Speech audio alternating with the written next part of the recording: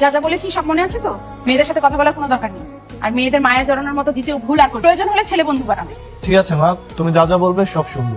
আর class শেষ হলে গাড়িতে এসে বসে আমি এসে একসাথে যাব। আগের খাবার একদম মুখে নিবে না, ঠিক আছে? আচ্ছা। এই যা। এই ছেলেটা কে রে? হ্যাঁ, আমাদের এক ব্যাচ সিনিয়র ছিল, সেমিস্টার ড্রপ করে আমাদের ব্যাচে। আচ্ছা ম্যাম এতক্ষণ কি বুঝাইলো রে? হ্যাঁ, একা একা ভার্সিটি থেকে বেরোবো না। কি করি আমি ওর সাথে? তোরা শুধু নন্দিনীর ক্যালমা দেখতে থাক। তুমি কিন্তু ক্লাস শেষ হলে আমার অফিসে চলে এসো, ঠিক আছে? ম্যাডাম, ম্যাডাম আসসালামু আলাইকুম। ওয়ালাইকুম আসসালাম শহীদুল ভাই। ম্যাডাম, আমার এই দরখাস্তটার মধ্যে একটা সুপারিশ করে দিতে হয়। এটা? ওই যে আমার মায়ারে এই ভার্সিটি থেকে সেমিস্টারের টাকাটা ছাড় দিব, কিন্তু আমার মায়া নাকি উচ্ছৃঙ্খলতা করছে আর লেখাপড়া ভালো করে নাই, তার জন্য নাকি এখন আর দিবে না। আচ্ছা ঠিক আছে, আমি না হয় সুপারিশ করে দিচ্ছি, কিন্তু আপনি আপনার মেয়েকে একটু বোঝান। অন্তত লেখাপড়াটা তো ঠিক মতো করতে হবে। এই তুই কই? জলদি কাটে নাই তো, কাম আছে।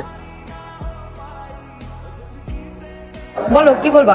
তুই থাকিস কই? সারা ভার্সিটি তোর খুঁজে পাইলাম না। ক্লাস ছিল না, মাঠে বসে আড্ডা দিচ্ছিলাম। শোন, যে দরখাস্তটা ম্যাডামরে বলে বলে সুপারিশ করায়, এই সুযোগ হয়তো আর পাবো না মা। এবার লেখাপড়াটা ভালো করে করিস। আচ্ছা ঠিক আছে, করবো, যাও। মারে মা, এবার আর উশৃঙ্খলতা করিস না মা, সাথে ভালো ব্যবহার করিস। ম্যাডামের